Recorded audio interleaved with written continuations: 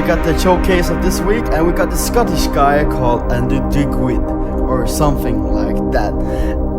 He also recently remixed Schössow 2 times, and he had a huge hit this summer called Don't Belong. We actually don't know a shit about him, so we thought that, well, let's ask this guy.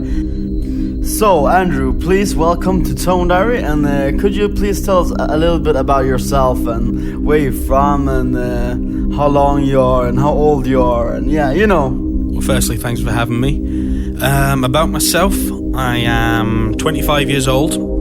I live in the northeast of Scotland, near Aberdeen. I've been producing music for about 10 years now, but last year decided to quit my full-time job to give it a go. And now here I am. And that was just an email. I'll switch my bloody sound off now. Well, thanks for closing off your sound, and yeah. There is rumors floating around that you are an Aberdeen fan. It's actually more likely to see Loch Ness Monster than actually see them winning the Scottish League. How do you motivate yourself going to these games when actually Glasgow and Celtic kick their ass time after time after time again? Yep, it's true. I'm an Aberdeen fan. Yeah, it probably is more likely to see the Loch Ness Monster than Aberdeen winning the Scottish League. But I motivate myself by thinking back to the glory days, and also in December when they humped FC Copenhagen 4-0, and that motivates me enough to go and watch them play.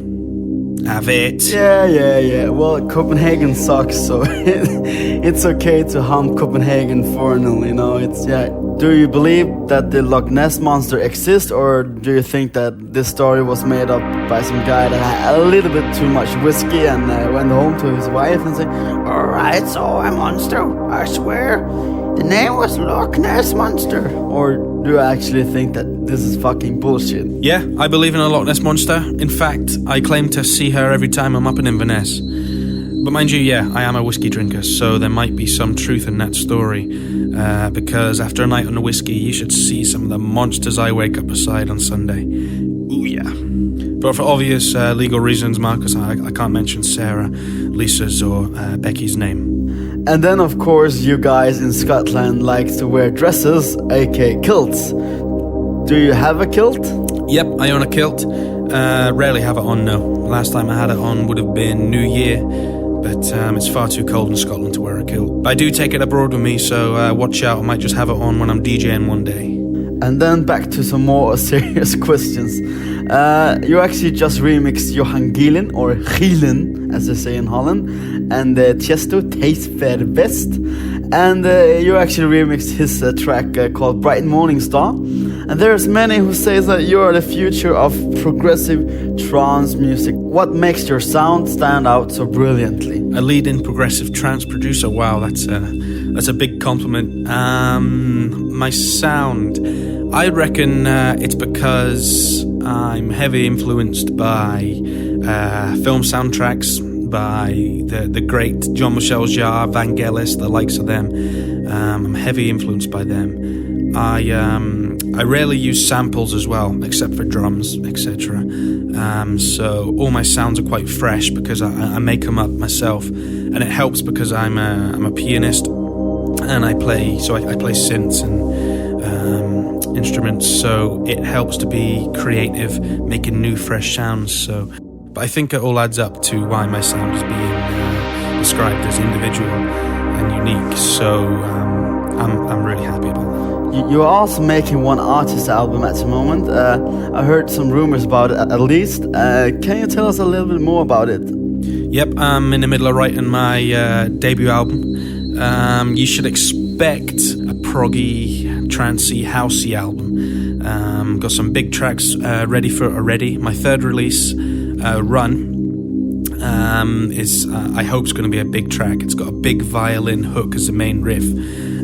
So I'm really excited for that release. As for collabs, I can't mention any names just now, but I've got 2 or 3 big name collaborations on there.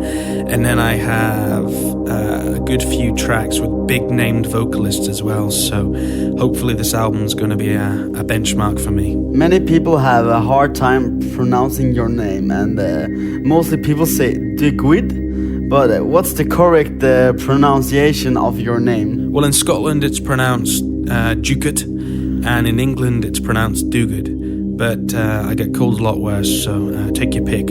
Thanks a lot, mate, for coming here and taking your time to our listeners in Tone Diary. Well, firstly, thanks for having me. And secondly, I would like to thank all the people who's been following my work and supporting my work so far. And I promise you, there's bigger and better things to come in 2008, so watch this space.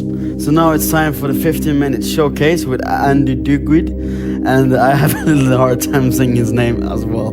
But anyway, 15 minutes of shame with Andy Duguid.